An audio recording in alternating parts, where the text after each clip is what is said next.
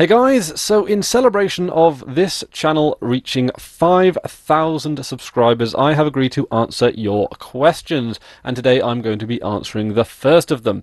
Now, just to be clear, all of the tech questions related to Linux and software and all that kind of stuff will be answered on this channel. All of the ones that are not about tech will be answered on my personal vlogging channel, which you can find, if not through a link in the description, through a link on the channel page. So today's question, or rather questions, it's a two-parter, comes from a video fanatic, and they ask, where's your Vivaldi browser review and what do you think of Arch Linux? So this is going to basically be a battle of the browsers video. I've been trying out Vivaldi. Well, it hasn't actually had a full stable release yet. There's a tech preview available, which I will of course link to down in the description. Anyone can try. It's available for Windows, Mac, and Linux. And today I'm going to be sharing my experiences. Now, I've used it for the entirety of today. I'm recording this video at the end of the day, but I spent the entire day using the Vivaldi browser. And I'm going to be talking a little bit about my experiences. And then I'm going to sum up with my view on Arch Linux, because I've got a pretty succinct view on that as well.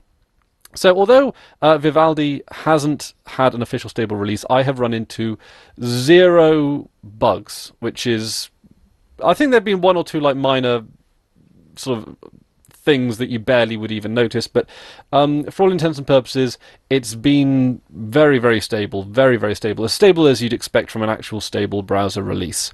It's very snappy, it's very quick, but I don't know if that's a bit of a juxtaposition, because when I run Firefox and Chrome/Chromium, I do run them with a fair number of browser plugins, which could very well slow the whole thing down. So it might just be a bit of bounce back almost from just using a browser without any browser extensions. It's very, very customizable, and Vivaldi is geared towards the power user, so there are a lot of keyboard shortcuts and a lot of customizable options. It also does make it very clear that it can do something called stacked tabs, I think, or stacked tabbing. And basically the idea is, you know when you've got all the tabs across the top of your browser window, and you know when you can just sort of open just too many tabs, well, you can actually stack them, which is putting them into little groups so they take up much less space. Now, this can be done on other browsers, but it does require the help of an add-on. This is integral to the browser, and I think that I would like to see significantly more feature-rich browsers, and I think we are moving in that direction, particularly with Firefox. I do appreciate minimalism, and I would, in an ideal world, there would be minimalist browsers and there'd be feature-rich browsers, and they would all live in harmony and get along.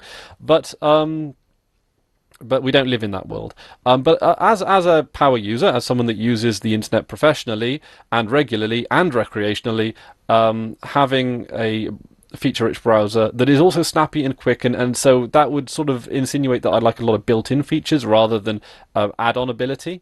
Then yeah, Vivaldi certainly looks like it's developed for a power user. It's kind of taken on this form of Opera, as it were. You know, of course you'll remember Opera, which was a browser that I wasn't particularly thrilled with, but then, so this is like the new incarnation of it, with a bit more of a goal, a bit more of a direction, a bit more of a philosophy, which is good. So it can do stack tabbing. It's easy enough to customize. I had no problem actually jumping in and running with it. I've never had a problem with any browser, so that's a good, I don't know. Yeah, snappy, quick, feature-rich, customizable to a degree. I wouldn't say it's as customizable as Firefox, but then again, like I say, I've only been using it for a day. It is pretty darn good. Obviously, there aren't as many add-ons, and I haven't really explored the app stores or anything like that surrounding it. I would imagine once it's... And to be honest, that's probably for the best, because the app stores are going to be the thing that are the most unfinished pre a stable release. So there's that, and I think the app stores could very well be a direct determination of how successful it is as a browser. And I only hear techie people talking about it. That's the thing. When Firefox was up and coming, people that even weren't that interested in computers were sort of noticing it and were sort of knew what it was. And it might be because Firefox was the first main challenger to Internet Explorer back in the days when significantly more people used Windows, and particularly a lot of people used it in schools, because they're giving out free licenses to Windows 95 in schools, which is pretty much one of the main reasons why Windows is as successful as it is today, is because when Windows 95 was released, they just basically gave it out free to schools, and then they just taught a generation of school children how to use Windows and not Linux, Unix, Minix, BSD. It was clever, it was aggressive, and it was very savvy, but and it cemented them as a company. So it's cemented them as a company in a pretty monopolist position. Anyway, I am digressing. So, what do I not like about it? Well, it does seem to actually lack some customizability features, and I'm not entirely sure. I don't want to be too harsh on it because, again, it's not a full release, and I have no doubt we'll start seeing more features on it. And they're very much little features. I couldn't work out how to. So if you right click and open a link in a new tab, I couldn't work out how to do that in the background. It always switched focus to the tab that I right clicked, opened as a new tab, and things like that. But there really is only. But I do actually like it, and I to be honest, I could imagine myself using it if it's as stable as it looks, if it's as snappy. If it retains its snappiness, if it retains its crispness. I didn't make much use of the keyboard shortcuts, and I probably wouldn't because I'm used to mouse-based browsing. But the more I use it, the more I might slip into using the keyboard shortcuts, and I think that could be quite good. A lot of it is very similar. A lot of it's very much what you're used to. So it's not. It's not a whole new world. It's not massively revolutionary about it. If it didn't ever come to fruition, if for one reason or another the stable release didn't actually end up getting released, the world probably wouldn't miss it. It doesn't bring that many revolutionary features to the table that make it awe-inspiring. It's very good at what it does, but it is kind of reinventing Opera. It is better than Opera. It looks nicer than Opera. It's got more features than Opera, and it's got a clearer direction than Opera. But why? But why am I talk about it like I'm not particularly enthusiastic about it? If it's really all that good, if it's stable, if it does everything I want to do, well, the catch is that it ain't open source. Now, I am not the biggest open source maniac you'll find. I'm not. I'm not like a person that adamantly runs free software only on their computer. But I like to run as much open source and FOSS software as possible. So I usually allow myself rules for things like codecs, if I want to play DVDs, yada yada, stuff like that. I usually allow myself games because games are pretty straightforward, and I can even understand, like their proprietary licenses I can understand, quite possibly would even agree with. I think that because games they're about as close to disposable software as you can get, at least with the majority of games. The majority of games that I play all the way through, I will not play through a second time. If I play through a game a second time, that means that I really, really, really like the game. So once I've bought a game, and when I buy a game on Steam or whatever, I expect to play it once. That's the number of times that I would feel that I got my money's worth if I finished the game, basically. And then I'd consider anything beyond that a bonus. There is that case of Flash, and I do have Flash installed, and I don't like it, and I can't wait for the day when I can get rid of it. And that day is it's creeping closer. It's creeping closer, but I got to admit, Firefox is really dragging their heels in supporting media source extensions, I think is what it's called, and encrypted source media source extensions and encrypted source extensions, which are basically ways of running video that are not Flash, is the long short of it. There are DRM issues with it that they're trying to navigate around, but to be honest, even on Firefox's case, it's getting a little bit embarrassing. They keep saying that they're going to bring out support for it in the next release, or the next release, or the next release, or the next release. And they've been saying that they will start supporting it for a while now, and we're still kind of waiting on it. It does seem to be getting closer and nearer to the day, every day. Of course, it would do, but Firefox, they're Chrome is eating their lunch, basically. Firefox is that open source browser. It's the one that everyone turns to, and it's losing hand over fist. Could it lose to Vivaldi? Well, Vivaldi focuses itself at the power user. Now, is a power user also a a techie user, a real geeky user? And the question, and the answer to that is probably sometimes. There are power users that use the internet who don't know much about what goes on under the hood of their computer. They will be, they're the kind of people that will use, they'll grow very fond of brands. They'll know brands very well, and they'll come to rely on their Adobe Premiere or their Sony Vegas or whatever like that, and they'll come to enjoy their little rituals of how they do their daily work. And they won't really question that much about their software, and the most questioning they'll do is if a software line that they used gets discontinued and they have to find something to replace it.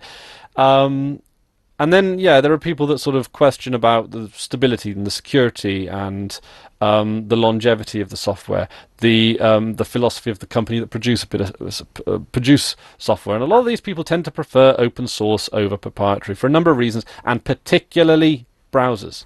Because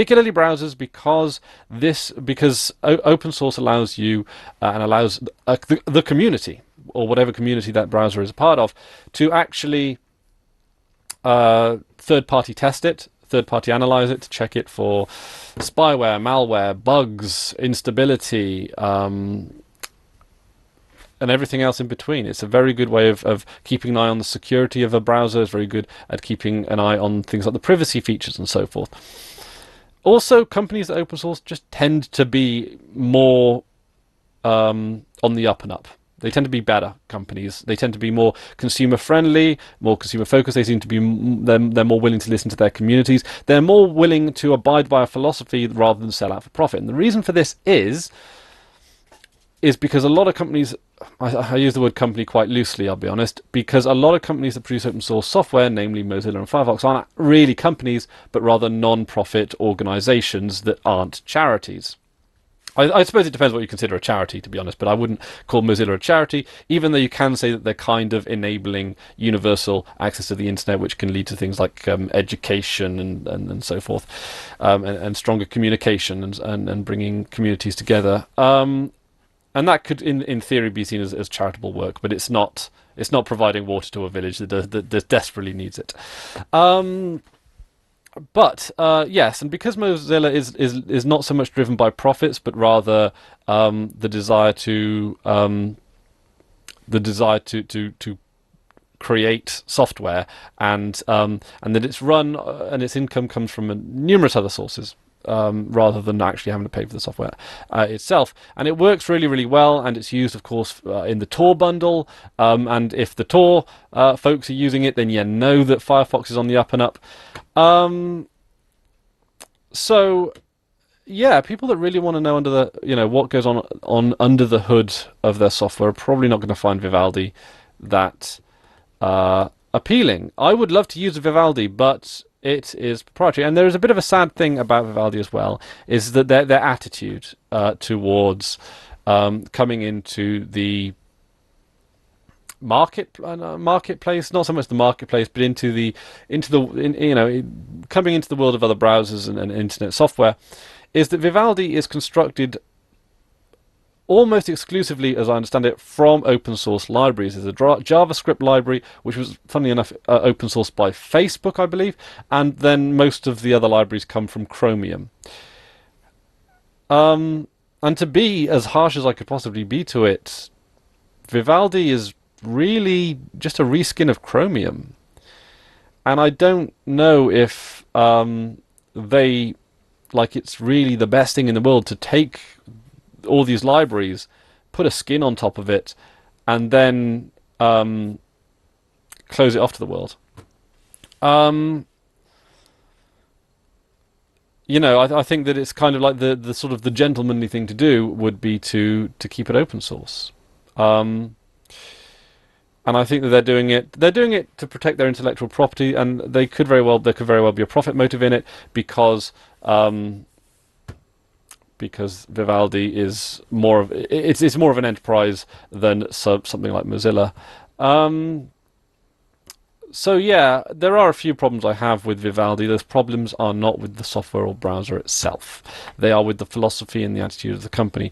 If it changes, then my view of it changes. But as it currently stands, I don't think that a non-free browser is something that I would like to use or endorse particularly heavily, and it's something that I'd only use if I had to. For example, using Chrome on Linux if you need an up-to-date version of Flash. That would be like the kind of exception. If Firefox released a particularly buggy version, then switching over to Chromium would be ideal because that's open source. But Google is a company that doesn't open source that much of what it does, and it still hasn't got a Google Drive client for Linux. But that aside, yeah, Vivaldi technically, I mean, from a user standpoint, it's good.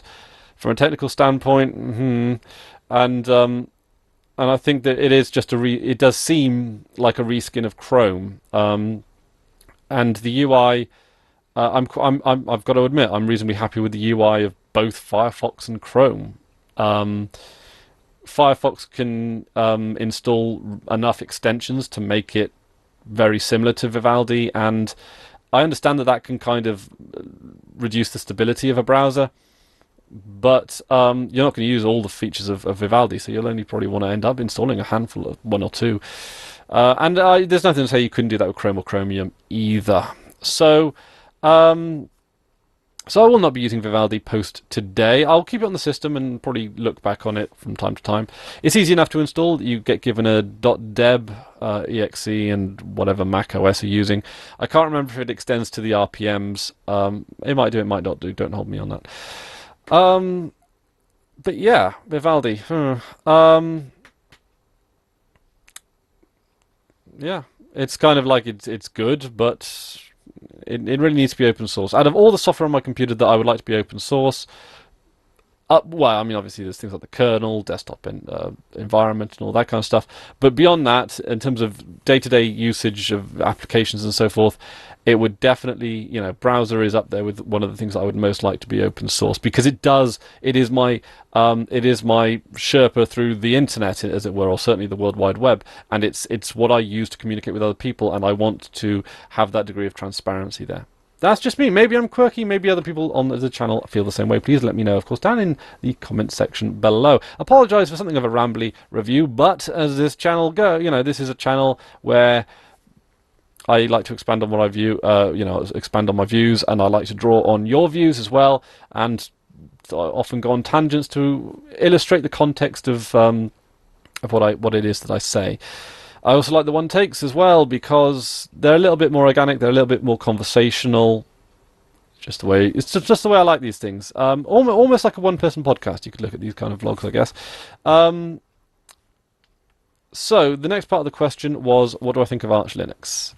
What do I think of Arch Linux? Someone who primarily does Debian-based distribution reviews. What do I think of Arch Linux? I think it's actually really fantastic. I think that Arch Linux is for different Linux distributions do different things. For what Arch does, and for the niche that it fills that niche as well as you could expect it. It fills that niche very, very well and regularly surpasses expectations in the quality of the community, which also not only are fantastic at getting things written down in a formal way in like wikis and appearing on forums as well. But also just in helping non Arch users. The Arch wiki explains so much beyond just the Arch operating system, and they have helped so many people beyond their community, and that is fantastic. It's a community that I am quite, I admire a lot. So the niche that it fills is quite important, though, because it's not a Linux distribution for everyone. When you install Arch, first of all, you need a solid internet connection, as you do with all rolling distributions. You load up your network installer. It boots you into the command line. You're kind of on your own. You need the manual printed out there beside you, or at least on a tablet or something. It's not the most difficult distribution in the world to install. I have installed Arch before. But it's hardcore. It's designed for people that really want to know every bit of software that's on their operating system, and they want the most up-to-date software. And the Arch repositories are the most well-maintained repositories that I've ever seen. I am very, very impressed with how they maintain them. I guess with the rolling distribution, that's kind of part of the the benefit of using it, part of the reason why you'd want to use it. The Arch repositories include things like Open Broadcast Studio, Steam, I believe, but please correct me if I'm wrong on that one. I know that it was included in Manjaro, but is it included in Arch? And things like Simple Screen Recorder. Could it even be? I can't even think off the top of my head, but there is basically, you name a piece of software that on, say, Ubuntu or Debian, namely on Ubuntu or Mint or something, you'd have to get a PPA to install and update. Arch probably has it as part of its natural course of software, in its repositories. But so and also rolling distributions require you to know your operating system better than scheduled distributions. It's the way of the world. I would say that with scheduled distributions, I know that you guys give me a lot of flack for saying that scheduled distributions are not as stable. It comes with a big caveat. The rolling distributions are not as stable, and you guys give me a lot of flack for that, and I guess rightfully so. But I guess what I should be saying is that rolling distributions are really more for people that know what they're doing. And I think, and not to be too critical of you guys, when you know what you're doing, it's very, very easy to assume that everyone else is going to know what they're doing, but they don't. A lot of people are in the dark, and sometimes it's difficult to see how far ahead you've come. So with that in mind, Arch does fill the niche of the advanced Linux user that wants cutting-edge software, full control over their operating system, not afraid to get into the config files, would need to be comfortable on the command line, and would need to be comfortable with basically reading the known issues page before installing a piece of software. Arch would be very good on a machine that had a specific purpose, so then you only had a limited number of packages that you had to keep an eye out for. Highly customizable, very speedy, but then again, that comes again as part of the attitude that Arch has of only install what you need. It doesn't come with any bells and whistles that you don't use because you pick out everything. It is the Lego of Linux operating systems, I guess you call it, and everyone likes Lego. Well, Lego's maybe a bit easier to use than Arch. maybe if Debian was Lego, like Arch would be like Meccano or something. That being said, yeah, Arch is fantastic at what it does. If you are not part of that niche, you probably will stay well away from Arch. But the guys at Arch know what they're doing, or the guys that use Arch and the guys that are involved with Arch, they know what they're doing, they're very good at what they're doing, and I think the entire Linux community does owe them a debt of gratitude for their fantastic documentation of various bits of software that extend, of course, far beyond Arch itself. So that's about it for me today. Thank you very much for watching, although I guess most of you have probably been listening more over anything else. That's about it for me today. I will see you soon with another question. Until then, I've been Chris Ware, and you've been awesome. Take care now.